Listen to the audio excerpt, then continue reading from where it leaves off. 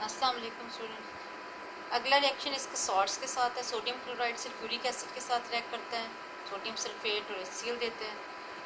Potassium nitrate के साथ sulphuric acid react करता है तो ये अपना प्रोटॉन इसका लूज़ कर देता है और नाइट्रेट आयन के साथ रिएक्ट करके ये नाइट्रिक एसिड देता है। इसका resulting HSO4-1 ion potassium ion के साथ रिएक्ट करके पोटेशियम बाइसल्फेट सॉल्ट देता है। तो ये दोनों रिएक्शन भी इसकी एसिडिक प्रॉपर्टीज़ को रिफ्लेक्ट करेंगे। नंबर 4, ये मेटल्स के साथ रिएक्ट करते हैं। अब इसके अंदर 3 कैटेगरीज आ जाती हैं।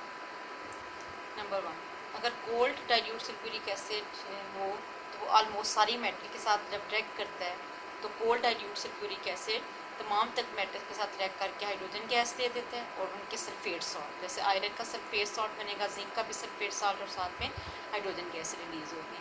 लेकिन ये बात याद रखनी है कि कोल्ड डाइल्यूट एसिड ऐसा करता है, तकरीबन सारे ही मेटल्स के साथ रिएक्ट करके हाइड्रोजन गैस और उस मेटल को उसके ये भी दो रिएक्शन ये इंडिकेट कर रहे हैं। Magnesium tin dilute sulphuric acid cold state में सल्फेट्स और हाइड्रोजन गैस देते हैं।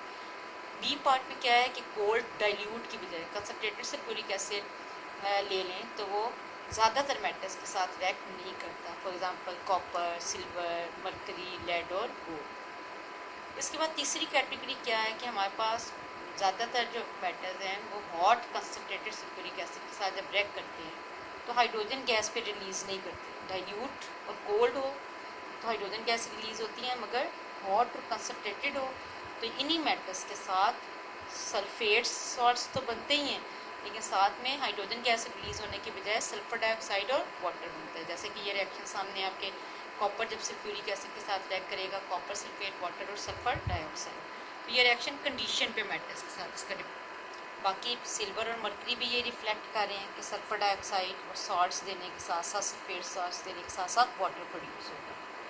फोर्थ रिएक्शन इसका बहुत इंपॉर्टेंट, बहुत दफ़ा बोर्ड के पेपर में लॉन्ग और शॉर्ट दोनों में आ चुका है कि सल्फ्यूरिक एसिड एक डिहाइड्रेटिंग एजेंट होता है। प्रूव करें। डिहाइड्रेटिंग एजेंट इसको इसलिए कहते हैं क्योंकि इसकी वाटर के लिए बहुत ज़्यादा एफिनिटी होती है। और ऑक्जेलिक एसिड जो है इसके अंदर जब हम सल्फ्यूरिक एसिड को कंसनट्रेटेड फॉर्म में ऐड करते हैं तो इसका कार्बन डाइऑक्साइड और कार्बन मोनोऑक्साइड ये दोनों एक्सपेल हो जाते हैं। अब ये ऊपर COO जो इसका है ये कार्बन डाइऑक्साइड की फॉर्म में रिलीज़ हो जाएगा और नीचे CO ये बॉन्ड ब्रेक हो जाएगा, ये CO इसकी कार्बन मोनोऑक्साइड की फॉर्म में।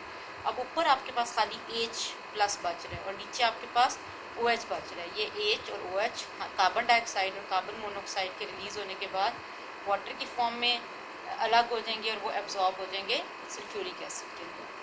नंबर 2, फॉर्मिक एसिड के साथ कंसनट्रेटेड सल्फ्यूरिक एसिड जब रिएक्ट करता है तो ये कार्बन मोनोऑक्साइड बनती है इससे, और ये हाइड्रोजन आयन और ये हाइड्रोक्सिल आयन वाटर की फॉर्म में अलग हो जाएंगे और एब्जॉर्ब हो जाएंगे sulphuric acid. Number 3, ethyl alcohol जो है वो इथिलीन प्रोड्यूस करता है C2H4। ये अब इसका फार्मूला देख सकते हैं, C2H5OH एक हाइड्रोजन आयन और यहाँ से हाइड्रोक्सिल आयन वाटर की फॉर्म में सल्फ्यूरिक एसिड में एब्जॉर्ब हो जाएंगे 100 डिग्री सेंटीग्रेड पर। तो पीछे इथाइल अल्कोहल का जो डिहाइड्रेशन के बाद प्रोडक्ट बचेगा वो इथिलीन बचेगा C2H4।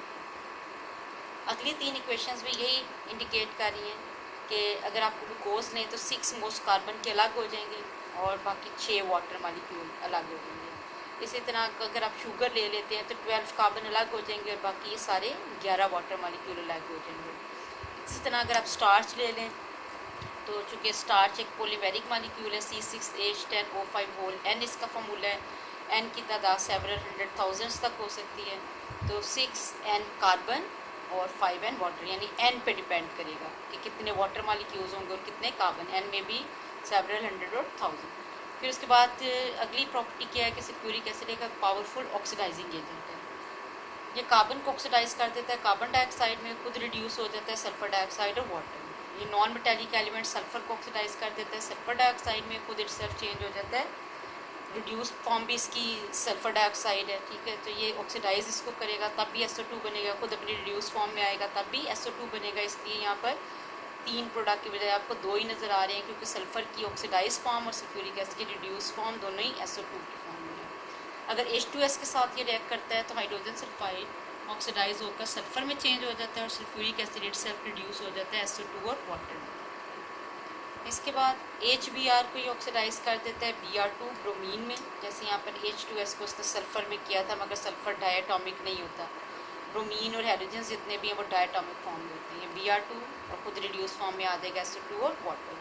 HI में आयोडीन जो है वो चूँकि डायटॉमिक फॉर्म में एग्जिस्ट करती है, हाइड्रोजन I2 की फॉर्म में रिलीज हो जाएगा। ये रिएक्शन इसी से सिमिलर है, बस सिर्फ फ़र्क ये है कि यहाँ पे सल्फ़र क्योंकि डायटॉमिक फॉर्म में एग्जिस्ट नहीं करता है, यहाँ पे फ्री सल्फ़र बन रही है और यहाँ पे भी फ्री ब्रोमीन ही बन रहा है लेकिन डायटॉमिक फॉर्म में। आयोडाइड को आयोडीन में चेंज कर देगा और खुद इटसेल्फ रिड्यूस फॉर्म में आ जाएगा SO2 और वाटर प्रोड्यूस करेगा। अगली केमिकल प्रॉपर्टी हम इसकी गैसेस के साथ देख सकते हैं। सल्फ्यूरिक एसिड गैस के साथ जब रिएक्ट करता है तो इसको एब्जॉर्ब कर लेता है, फॉर एग्जांपल SO3 को एब्जॉर्ब करके ओलियम देता है। ये रिएक्शन कॉन्टैक्ट प्रोसेस में भी हम पढ़ चुके हैं, H2S2O7 के फॉर्म में।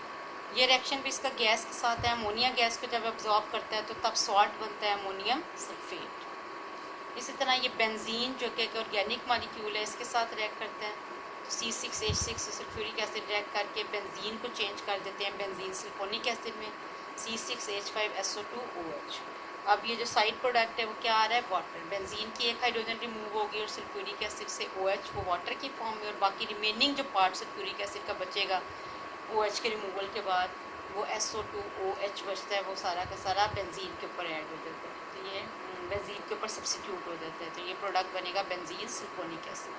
ये प्रॉपर्टीज़ की क्या है कि ये प्रेसिपिटेशन रिएक्शन देते हैं। प्रेसिपिटेशन रिएक्शंस वो होते हैं जिसमें कोई इनसॉल्युबल सॉल्ट हो, ये नीचे डाउनवर्ड एड और सॉलिड प्रोडक्ट ये इंडिकेट कर रहा है कि ये नीचे सेटल हो जाते हैं प्रेसिपिटेट्स के फॉर्म में।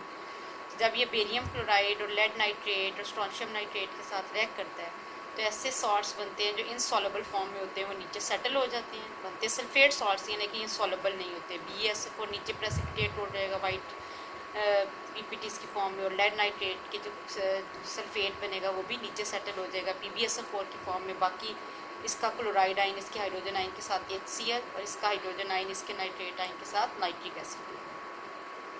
लास्ट प्रॉपर्टीज़ की ये इंडिकेट कर रही है कि ये ना सिर्फ खुद ऑक्सीडाइजिंग एजेंट है बल्कि ऑक्सीडाइजिंग एजेंट के साथ रिएक्ट भी कर लेते हैं। KMnO4 सल्फ्यूरिक एसिड के साथ एक ऑक्सीडाइजिंग एजेंट है क्योंकि ये नेसेंट ऑक्सीजन या एटॉमिक ऑक्सीजन रिलीज़ करते हैं।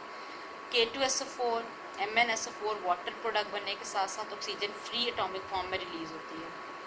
तो अब हम FeSO4 और सल्फ्यूरिक एसिड की प्रेजेंस में जब इस नेसेंट ऑक्सीजन को रिएक्ट करवाते हैं तो ये रिड्यूसिंग एजेंट जो है ये ऑक्सीडाइज हो जाता है Fe2SO4 होल थ्राइस और वाटर की फॉर्म में। अब आपने इन दोनों इक्वेशंस को ऐड करना है। जब हम इन दोनों इक्वेशंस को ऐड करेंगे तो 5 मोल्स ऑफ ऑक्सीजन और 5 मोल्स ऑफ ऑक्सीजन दोनों साइड पे कॉमन है, ये कैंसिल हो जाएंगे, बाकी रिएक्टेंट में ऐड हो जाएगा और प्रोडक्ट में 2 मोल्स ऑफ KMnO4 तो 5 और 3 ये 8 सल्फ्यूरिक एसिड हो जाएंगे, 10 FeSO4 और इस साइड पे प्रोडक्ट में K2SO4 2 मोल्स MnSO4 के 5 और 3 8 वाटर मालिक्यूल और 5 मोल्स Fe2SO4 होल थ्राइस के। तो ये सारा एंड हो गया इसकी केमिकल प्रॉपर्टीज़। इसके साथ ही इस चैप्टर का भी एंड हो गया। अब नेक्स्ट टाइम हम इसकी एक्सरसाइज डिस्कस करेंगे और उसके बाद हमारा चैप्टर ये मुकम्मल तौर पर कंप्लीट हो।